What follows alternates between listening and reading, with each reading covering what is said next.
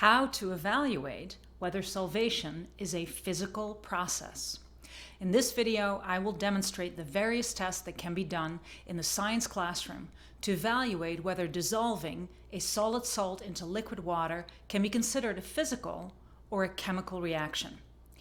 In my 20 years of teaching, I have often assumed that my students would know certain basic things, like what is there really to learn about simply dissolving salt in water? Well, it turns out there is quite a bit to discover about salt dissolution.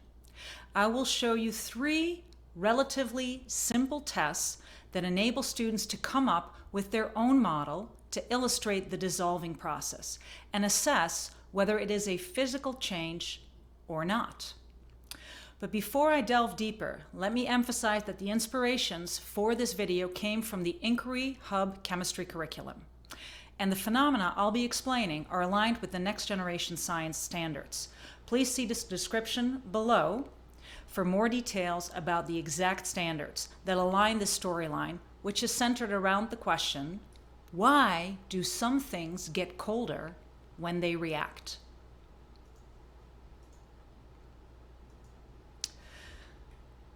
Before we can start to answer the question, how to evaluate whether solvation is a physical process, my students completed 2 lab investigations. The clip on the left came from Berkeley Chem Demos, and I've shown this clip in my previous video as well. 2 chemicals are mixed in 1 beaker, 2 solid white powders, and upon vigorous stirring, that beaker was placed on top of a wooden block. But on top of that block was squirted some liquid water. And abracadabra, upon lifting that beaker, the wooden block comes with it. So clearly the beaker freezes to the block, and my students observed this exact thing. So clearly this was a reaction that resulted in a significant temperature loss. In addition, that you cannot see in this video, there was a very potent gas that was released as well. Okay? That potent gas was ammonia gas. The video on the right was taken in my classroom, and it shows you the dissolving of potassium chloride in a beaker. And as you can see from the thermometer gauge, the temperature is quickly dropping, especially once the stir bar is put into action, as you can see right here. So again, we're seeing a second reaction. Is this reaction a physical or a chemical reaction that results in a significant temp drop? Not as significant as in the video on the left, but significant nevertheless. However, there is no gas release.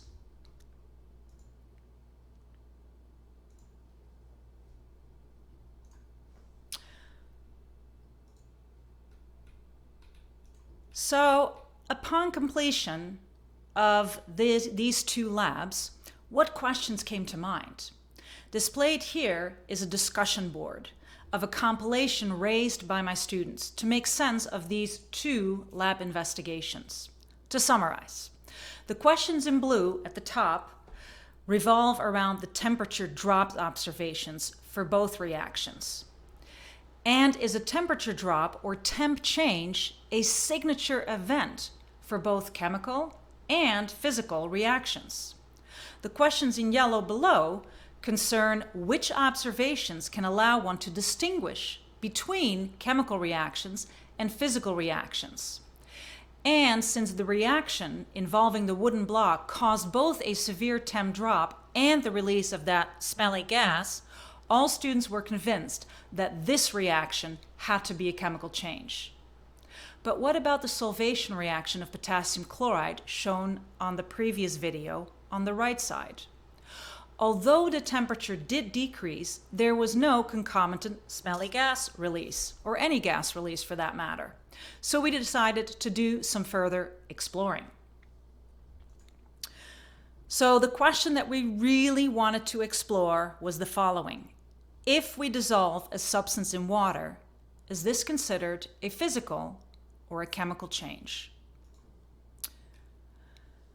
So if we add a certain amount of potassium chloride to water and all the salt is dissolved, should we be able to obtain all the KCl back after boiling off the water? So in the video you see that the glass beaker weighs exactly 28.06 grams, to which is added 5.05 grams of KCl, as you will see here in a sec on the bottom display. Once all the KCl, potassium chloride, is dissolved, with the help of a magnetic stir bar, as you saw in the previous video, the water is removed by turning on the heat on this hot plate. Let's take a look.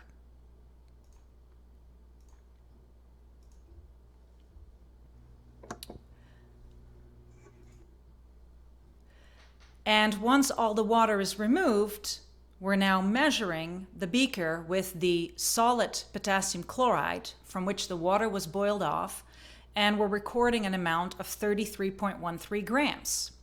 And after some simple calculation, you can see that the potassium chloride that we retrieved is very similar to the potassium chloride that we started with. Okay, so that kind of follows the law of conservation of mass, that matter can neither be created nor destroyed.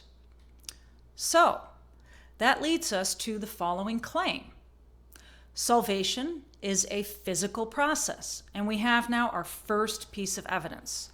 The amount of potassium chloride, KCl, dissolved and retrieved after solvation is roughly equal. Okay? If these amounts are not exactly equal, there could be some troubleshooting, maybe some of the potassium chloride solution splattered outside of the beaker, or maybe the remaining salt was not fully dried and may require some further drying, and that would have led to an overestimation. Spilling, of course, would have led to an underestimation. Okay, perhaps more exciting is the second piece of evidence my students gathered, which involves a butane burner and a metal wire to conduct a flame test. Dipping the metal wire into the solid KCl particles and holding the wire into the butane flame yields a very characteristic pinkish color, as you just saw in the video, a signature color for potassium. So after cleaning the wire and subsequently placing it in the KCl solution and back into the butane burner, the same signature color can be observed. Miraculous. This would further suggest that the nature of the original substance, namely potassium chloride, did not change.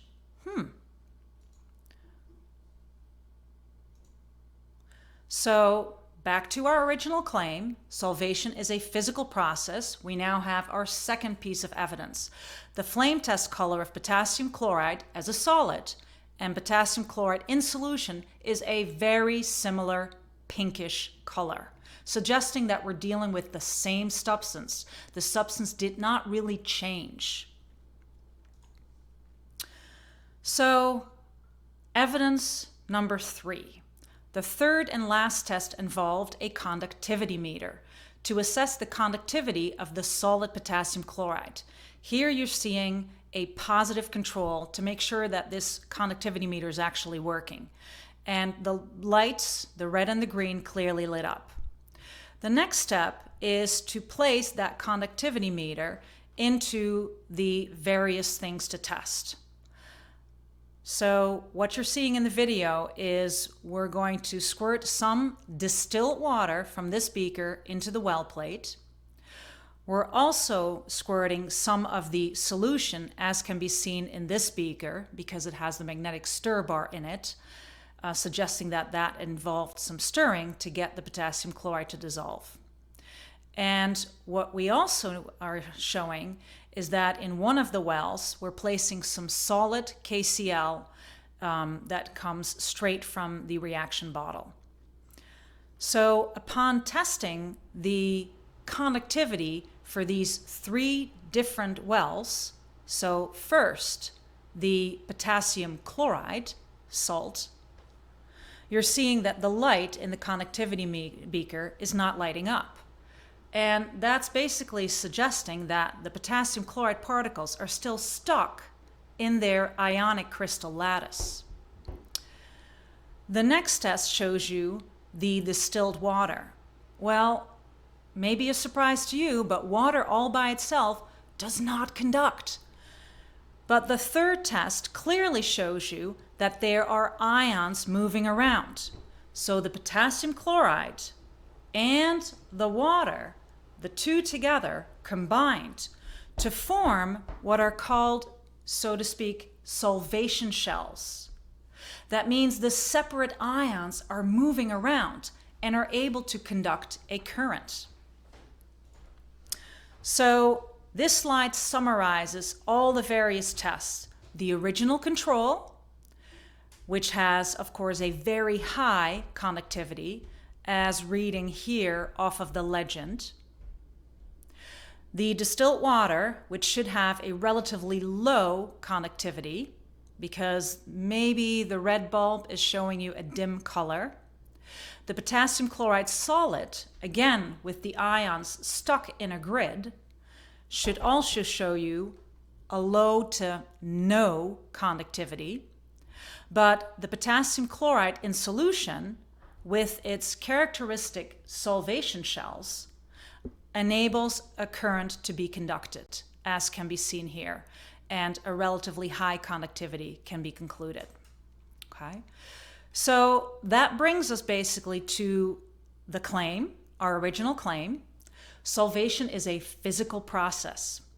And we can now, after reciting the three pieces of evidence that I've already showed you, the one involving the amount of solid dissolved and being able to retrieve it back, the flame test showing you the same color of potassium chloride, that signature pinkish color, and 3, showing you the conductivity where it illustrates that, sure, ionic bonds are broken, but we are able to retrieve our potassium chloride back. So why is that? What is the reasoning behind this? So as you can read off this slide, the solvent, H2O, also seen in this GIF animation, is able to break apart the solute particles. What are those solute particles?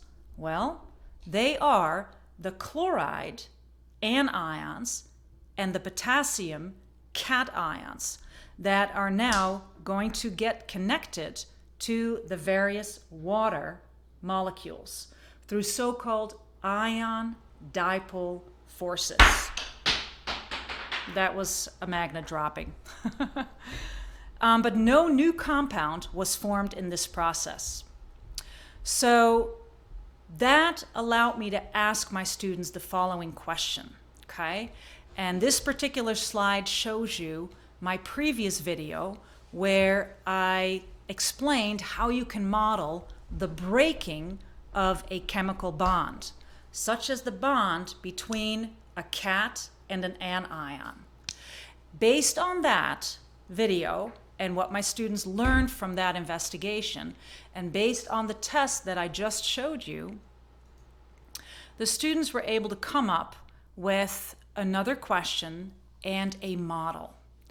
The question that I'm now going to end with is, how can we best model a reaction that results in a temperature decrease? Right?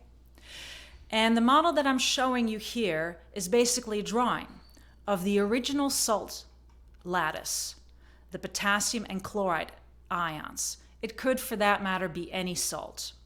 But this particular salt clearly showed a temperature drop, as is indicated here with the addition of thermal energy. You can view this thermal energy as kinetic energy, again, better explained in my previous video, linked in the description below. And also shown are the water molecules, which are connected to each other through so-called hydrogen bonding, as can be seen here. The thermal energy of these water molecules, or kinetic energy, allow for very effective collisions. And these effective collisions help with the breaking of the ionic bonds between the cation and the anions, and the formation of new ion dipole forces between the, in this case, chloride anion and water molecules. And that basically is the solvation process. Now you notice here that there's a double arrow. This is a reversible reaction, and physical reactions are reversible. Not that chemical reactions are not, but physical reactions don't result in the formation of a new, different substance. The emoji, the frigid emoji, basically emphasizes that the solvation of potassium chloride particularly makes for a relatively big temperature drop, as can also be seen in this quantitative information. So, bedankt voor het kijken en tot ziens. Thank you for watching, and see you again in my next video, but stay tuned for the following 2 bloopers.